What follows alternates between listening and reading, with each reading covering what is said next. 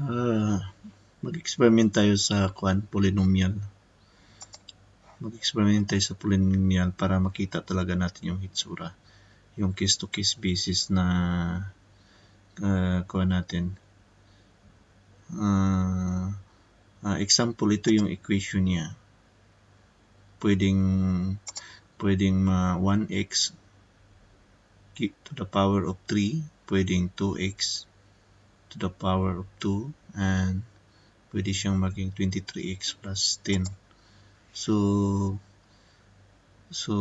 para malaman din natin yung profile niya at saka yung infinity, saan yung negative, positive, infinity. So ngayon mag-start tayo dito, mag-experiment tayo. Tanggalin muna natin to. Ito naka-program na yan.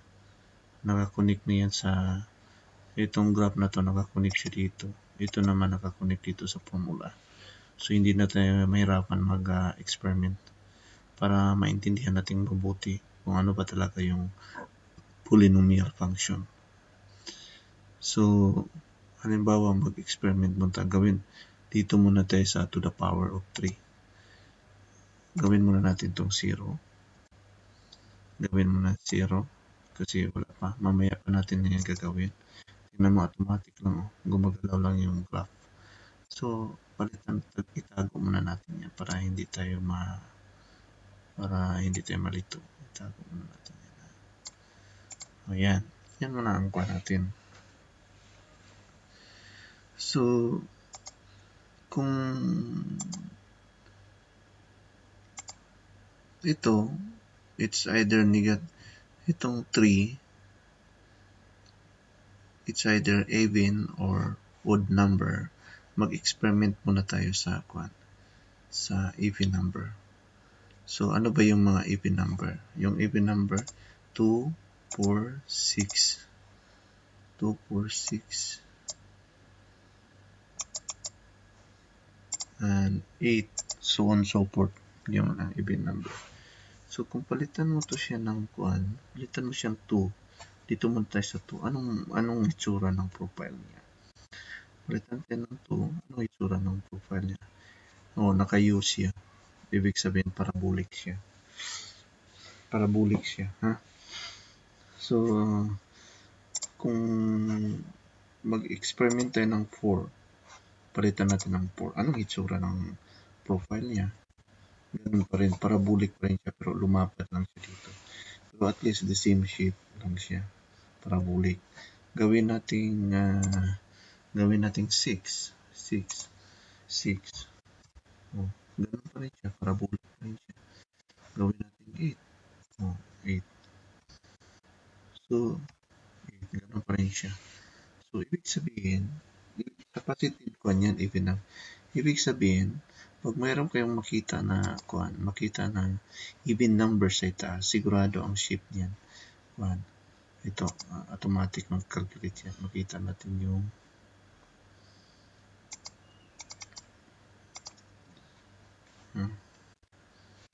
so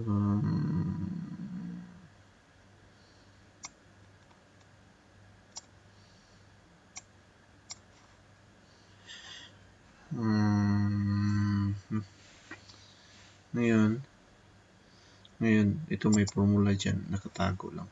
Pag nilakihan natin yan, babalik yan. So pag 2, ganyan siya, parabolic siya. So basta ang tandaan lang natin, ang itsura niya parabolic pag even number. Pag even number, pag 2, 4, 6. Kahit palitan mo pa, kahit ilang value pa ilagay mo dyan, ganun pa rin yan. Kahit ilang value mo ilagay dyan, 3, ganun pa rin yan, 4.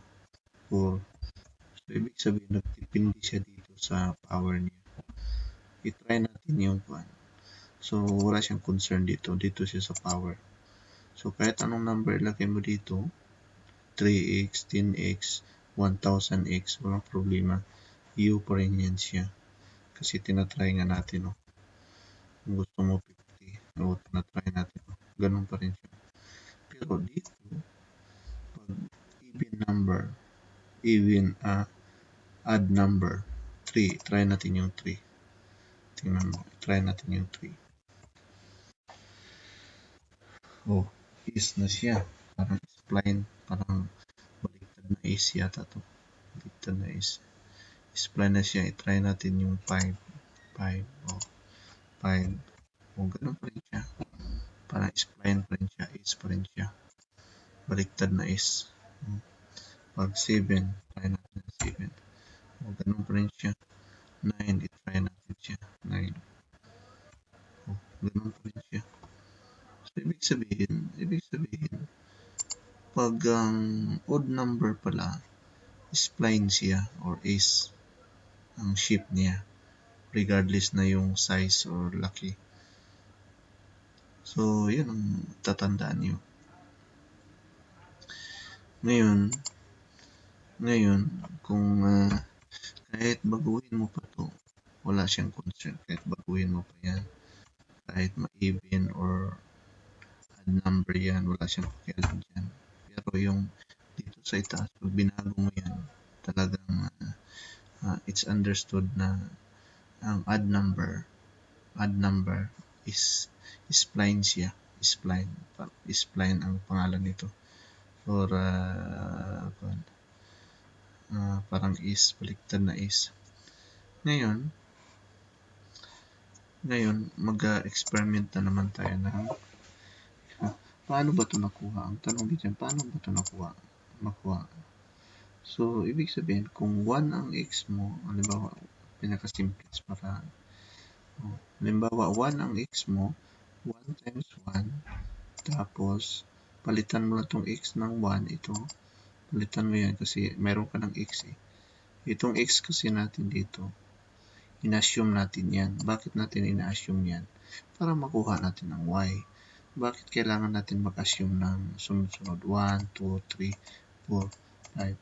Para makuha natin yung hitsura ng para makuha natin yung hitsura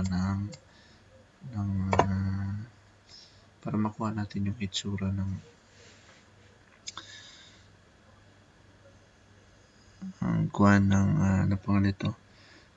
profile niya nung line na yan. Kasi kung hindi tayo mag-assume dyan, paano natin malukit yan? So, kailangan mag-assume tayo. Pero simple lang yan, no? Kung ang x mo ay 1, so, ito may x ka dito 1. So, i-multiply 1 times 1 to the power of 3.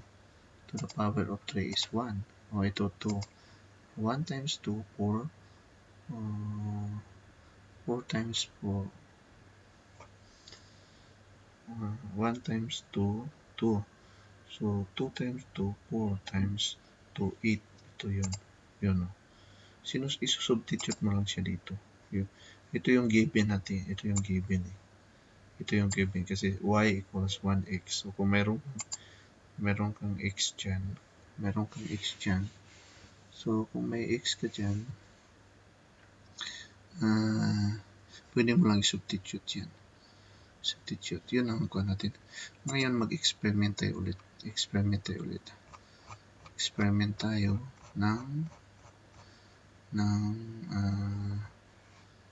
mag-experiment tayo ng kuhan. Paano kaya pag negative? Paano kaya negative yan? Halimbawa, negative na even number. Sige. Halimbawa, i-try natin to negative 2 or negative 3, negative 4. I-try natin ha. Negative 2, even number. Anong mangyayari? So, negative 2. So, ibig sabihin, hindi siya pwede. Hindi siya pwede.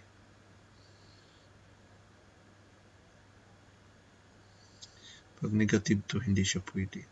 Kasi, ito yung lumabas. Error ang lumabas. So, pwede natin tanggalin yan. I-delete natin yan. So, pag nakita mo, ganyan ang itsura niya. Talikuran na parang L. So, pwede natin sabihin, pwede gumamit ng negative. If x is not equal to 0. Pwede gumamit. O, i-try natin itong negative 4. Ganun din.